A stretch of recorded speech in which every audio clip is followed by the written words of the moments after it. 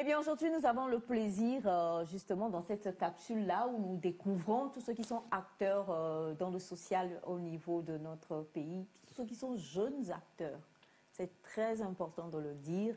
Nous avons donc, dans cette capsule-là de la Fondation Kawégué, avec aujourd'hui un jeune homme qui a un prénom de paix. Vous le savez ou pas?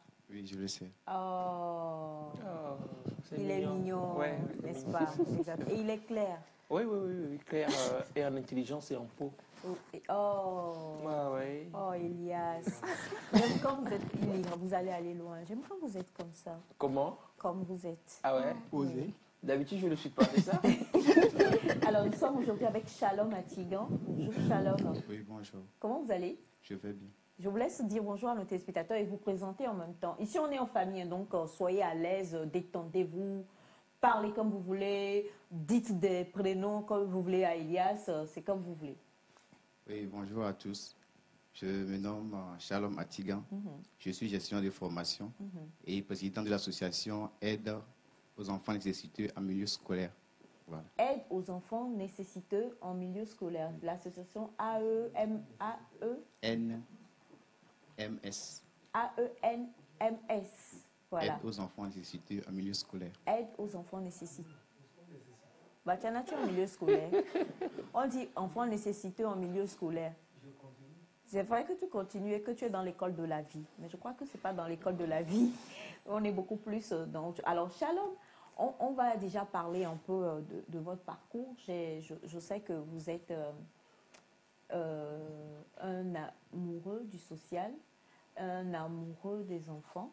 D'ailleurs, d'où la naissance de cette association-là. Mais parlez-nous vous-même d'abord de votre parcours avant qu'on en vienne à votre association. D'accord. Par rapport à mon parcours scolaire, c'est ça? Votre parcours de vie. Parcours de vie. Ok. Il faut dire, Shalom a commencé par étudier au cours primaire à Peu-Patégou, finir ses études à l'université. Après la licence, j'ai fait une petite pause pour chercher un peu de fonds avant de lancer le master. Donc, j'ai commencé dans la vie associative en 2015.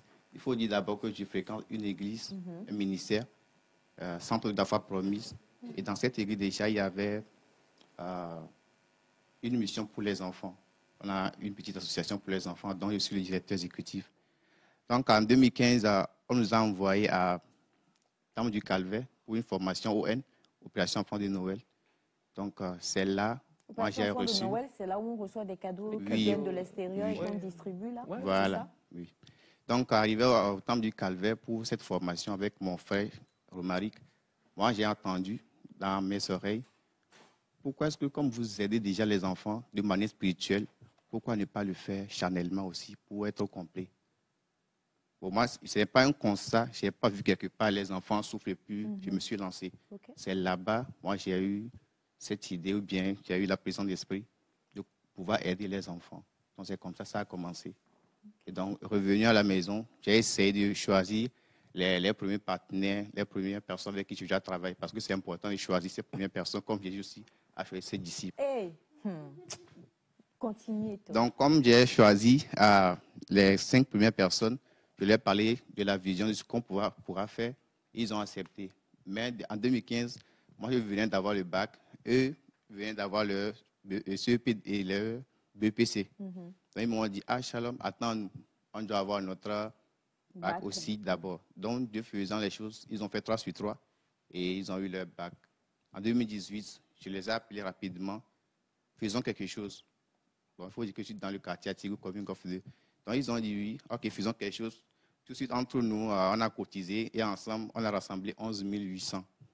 Et avec les 11 800, on est allé acheter les cahiers, tous les livres et on a fait don à 2 personnes. Wow. Une fille et un garçon. Oh. Donc, c'est comme ça que ça a commencé. Wow. Ça a commencé petitement. Hein? Oui. Hein. Ah, super. Wow. Alors, comment vous avez déterminé qui aider?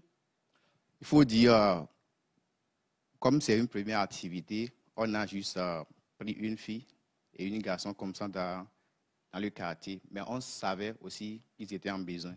Comme on était ensemble toujours, on sentait qu'ils avaient besoin. Donc, on a voulu commencer avec eux dans le quartier. Et ensuite, comment ça s'est poursuivi? après cette première action-là? Après cette première action en 2018, on a voulu maintenant se formaliser. Donc, on a fait les démarches au niveau du ministère tutelle pour avoir notre numéro d'enregistrement qui nous permettait d'aller sur le terrain et de travailler. Il faut dire, en 2023, Dieu faisant grâce, on nous a appelés, nous avons notre récépissé. Donc, ça veut dire que nous sommes vraiment maintenant officiels sur le terrain pour travailler. Donc, il faut dire aussi qu'en 2018, lorsqu'on faisait l'activité, il y a un invité, ce n'est pas moi qui l'ai invité quand même, mais à la fin, il nous a dit, c'est comme ça dans le village, il y a des enfants qui souffrent, qui sont en manque et tout. Il a dit, OK, on va essayer de venir un jour. Et là, on lui a demandé, ils sont dans la région des Plateaux, dans le village Ouedeme. C'est un peu loin de Notien. Quand tu arrives à Notien, tu vas prendre moins 20-25 km pour rentrer dans le village. OK. Pour une fois, pour la première fois, mon équipe ne connaît ni Papa Claude, ni M. Simon, ni Bachana. Ni Elias. Ni Elias. Ouais. D'accord. Donc, on a voulu leur rendre visite et on y était ensemble avec l'équipe de CZI. Je salue même M. Elias pour ses efforts qu'il fait à côté de CZI déjà. Oui. Donc, on est descendu et on a fait don à 94 100 enfants, dans de kits scolaires Wow. à ces enfants. On a les images là, c'est ça? Non, là-bas, c'est plutôt à Kara, là, Massaoudé. Ah, vous en avez fait là-bas aussi? Oui, ici, c'est dans la région des Plateaux où on distribue des kits vestimentaires. Donc oui. c'est dire que vous êtes des hommes. Ok, donc moi je croyais que vous étiez juste arrêté aux enfants scolarisés. Oui, au milieu scolaire, mais et on se dit, avant d'aller à l'école aussi, il faut se vertir. Donc on a fait un lien entre toutes ces choses. C'est clair. D'accord. Voilà, là-bas, par exemple, c'est à Neho, à Agokpame, EPC à Agokpame. Voilà, il ne connaît pas. Ah, je connais. Vous connaissez? Ici, c'est toujours à Kara où on faisait l'activité ludique avec la population. Ok. Ah. C'est toujours à Kara? Oui, Kara. Ici aussi, c'est à Kara également. Ok. Alors, dites-nous un peu, à partir de ce moment-là, vous avez parlé de Ouedeme. Voilà, je parlais de Ouedeme. Alors, donc, après avoir fait les dons de kits scolaires aux enfants, on est revenu à Lomé. Et il fallait faire le suivi de l'activité du projet. Il ne faut pas faire le projet partir, le laisser comme ça. Donc, on a appelé les points focaux parce qu'on a 3 points focaux là-bas parce que c'est 3 villages. OK. Tchavé, Ouedeme, puis Bovigan. Donc, on les a appelés. Ils nous ont dit, il y a certains enfants qui n'ont pas pu fréquenter. On a dit, waouh, bon, on a donné les kits scolaires, pourquoi ces enfants n'ont pas pu fréquenter? C'est là ils nous ont dit, c'est à cause de l'écolage. OK. L'écolage, c'est à combien? Ils ont dit 2000. Wow. Donc, à cause de 2000, nous, on a payé les kits scolaires et puis un enfant va payer tout son lit scolaire comme ça. Et c'est là où on a eu la présente idée d'avoir maintenant de faire plutôt le parrainage des enfants. Le parrainage des enfants. Donc, on ne peut aller seulement donner partie, mais faire le suivi de ces enfants. Donc, on leur a dit, ces enfants qui n'ont pas pu fréquenter, essaient de relever leur nom. Donc, ils ont relevé leur nom et on nous a donné 20 noms, 20 enfants. Donc, actuellement, nous sommes dans le parrainage des enfants. On peut aller faire des dons de kits scolaires, mais ces enfants, personnellement, on veut les suivre jusqu'à l'obtention de leurs différents examens et peut-être faire leur insertion socio-professionnelle. Waouh! Et donc, ces enfants sont... Oui, non, bravo! C'est-à-dire que... c'est une très belle idée, les gars. Oui.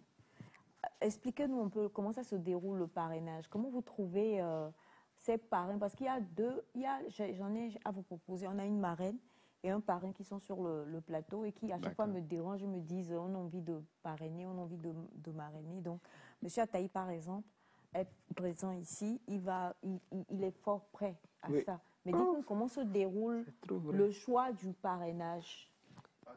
Au choix du parrainage, souvent, au début, pour la rentrée, nous faisons nos affiches, nos capsules, puis nous demandons ceux qui veulent vraiment être parrains de ces enfants. Il y a certaines personnes qui veulent bien être parrains sur une année, d'autres 2 années. Ça dépend des moyens aussi de la personne. Donc, il faut dire, actuellement, on n'a pas un parrain, une marraine, fils pour les enfants. On va dire, OK, pour tel enfant, c'est son parrain, bien sa marraine, de A à Z. On n'a pas ça.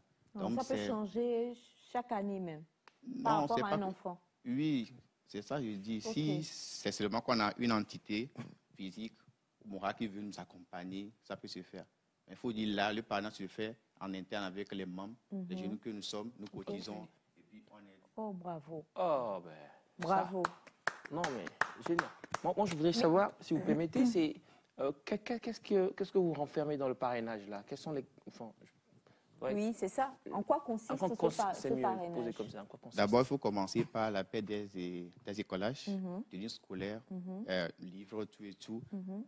la nourriture des enfants. Exact. Parce que nous faisons aussi des dons de kits alimentaires aux enfants par moment. Mhm, Normalement, chaque un mois, on doit faire les distances pour faire le suivi. mhm. Mais bon, faute de moyens, on fait des suivis aussi à distance. Oui. Donc, dans le parrainage, c'est tout un package. Donc, voilà un C'est-à-dire peu. que c'est tout ce qui concerne en tout cas le bien Le bien De de l'enfant, de la l'enfant. santé, La tout, santé, la scolarité, la nourriture, le vêtement, Oui. enfin tout quoi. Exactement. Absolument. Alors ces enfants, ce sont des enfants qui ont quand même des parents ou pas? Bon, lorsqu'on a fait l'observation, il faut dire d'abord dans le village, il y a plusieurs orphelins. La particularité de Ouadem même, c'est qu'il y a plusieurs orphelins là-bas. Parce que la dernière fois, on a fait une rencontre avec les habitants et devinez, dans les 3 villages, on a rassemblé 242 veuves. 242 veuves. Oui. C'est- Et puis Il faut dire que le 21 juin, je pense que c'est la journée internationale des veuves. Oui. Oui. Donc, on a rassemblé les veuves parce qu'on ne peut pas travailler avec les orphelins sans Sans les ne veuves. pas. Oui. C'est de là aussi qu'est né un autre projet, VAE, veuve autonome et épanouie. Ok. Parce qu'on se dit, sur le long terme, nous, on ne sera pas là. Mhm. Maintenant, vaut mieux rendre Outiller, autonome voilà. maintenant les veuves pour que lorsque nous ne serons plus là, elles peuvent vraiment continuer À à aider prendre ces soin de enfants ces- pour oui. que nous rentrions encore plus loin dans d'autres contrées. C'est ça. Donc Wow. maintenant, qu'est-ce que vous faites avec le projet avec les veuves? En quoi il consiste? Le projet VAE, Veuve Autonome Épanouie, est scindé en 3 phases. Première phase, c'est l'alphabétisation de ces veuves. Mhm. Donc, je peux vous remercier l'ONG Belali, Lire Ensemble et puis Initiative à mes veuves qui nous ont aidés en donnant des livres et tout.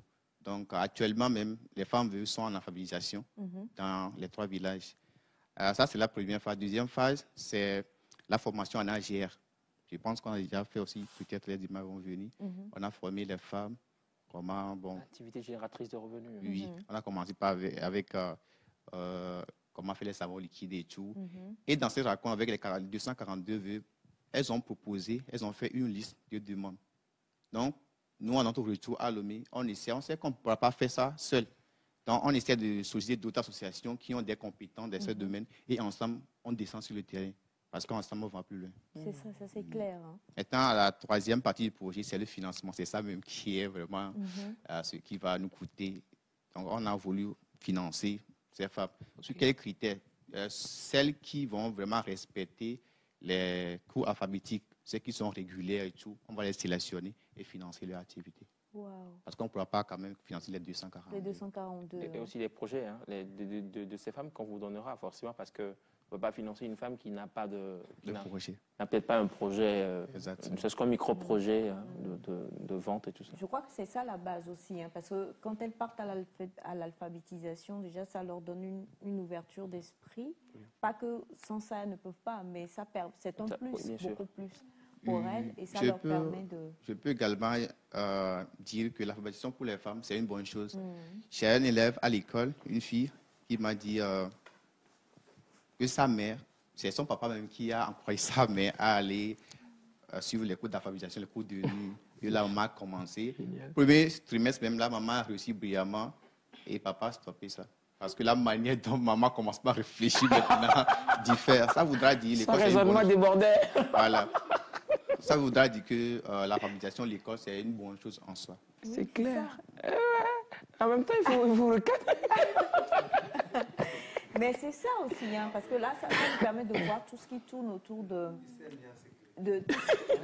voilà, aussi l'alphabétisation, on parle de l'autonomisation de la femme, de toutes ces choses-là, et on comprend qu'il faut vraiment investir en cela. Et j'aimerais que vous regardiez la caméra, pour peut-être tous ceux qui nous suivent aujourd'hui et qui ont envie peut-être de participer, d'être partenaires avec vous sur ce projet-là. C'est vrai que 242 veuves, rien que dans ce secteur-là, il y en a avoir d'autres dans d'autres localités.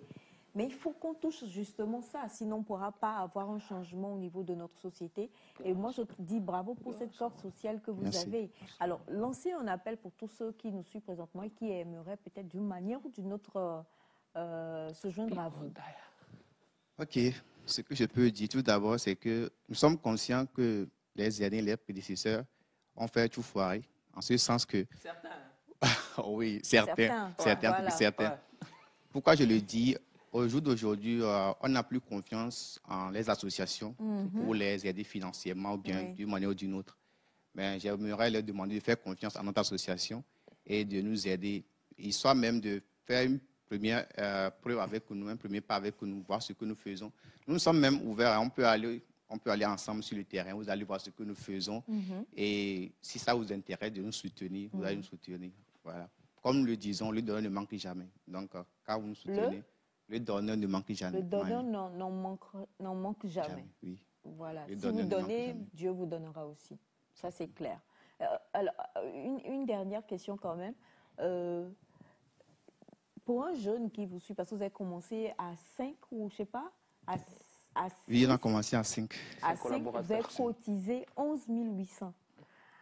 Pour un jeune qui nous suit et qui va ajouter peut-être 2 fois 11 000 là pour aller s'acheter des chaussures dont je ne dirai pas la marque parce que c'est ça, et qui, en vous suivant, dit quand même, oh, le social, je veux, là, il faut aider, il faut aider. Qu'est-ce que vous pourriez dire à un jeune qui vous suit, parce que vous avez commencé si jeune et vous êtes encore très jeune, qu'est-ce que vous pourriez dire à un jeune, à Elias Ataï qui vous suit présentement? Pas le Elias Ataï qui est sur le plateau. Oui, mais un jeune. Voilà. Ok. À tous les jeunes, je dirais, nous avons des potentialités vraiment pour aider nos autres sœurs et frères du Togo et partout dans le monde. Si nous avons un franc, 2 francs aujourd'hui à dépenser, il faut également penser à d'autres personnes qui sont dans les milieux reculés et qui ont besoin de nous. Par exemple, je venais de parler de 2000 francs comme écolage. Mais avec 2000, on pourra faire... Ici à Lomé, avec 2000, déjà connexion, c'est déjà passé, qu'on les appelle et tout. Mais ça peut sauver la vie d'un enfant à l'intérieur du pays. Donc, pensez à aider les associations, pas forcément les associations, mais pensez à aider autour de vous avec votre fonds ou bien votre savoir-faire. Exactement. Shalom, qui veut dire paix. Oui. Merci parce que vous apportez, je crois, un petit sentiment de paix envers toutes ces populations vers lesquelles vous allez. Moi, j'aimerais bien que vous laissiez votre numéro de téléphone, par exemple, pour ceux-là qui suivent et qui aimeraient participer aussi d'une manière ou d'une autre. D'accord. Pour les numéros, je vais donner les deux. Le MOVE, 97 43 60 93. 97 43 60 93. Togocel, 93 86 50 88. 93 86 86 50 50 88. Voilà, vous avez donc les numéros qui sont à l'écran. Et je crois que franchement, vous pouvez contacter. Il y a beaucoup à faire. Il y a beaucoup à faire. Et chacun peut apporter un petit quelque chose pour pouvoir changer les choses. Et moi, j'ai juste envie de dire que votre nom agit sur vous.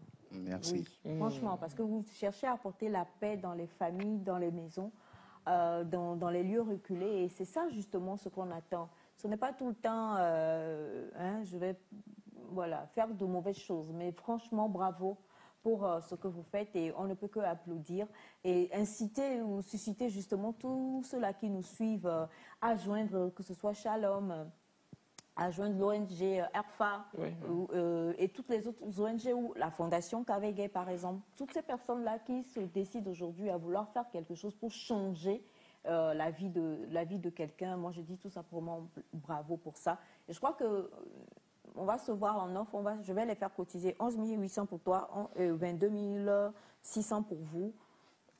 Ma chérie et moi, on va se voir aussi. Et on va voir comment pouvoir poursuivre cela.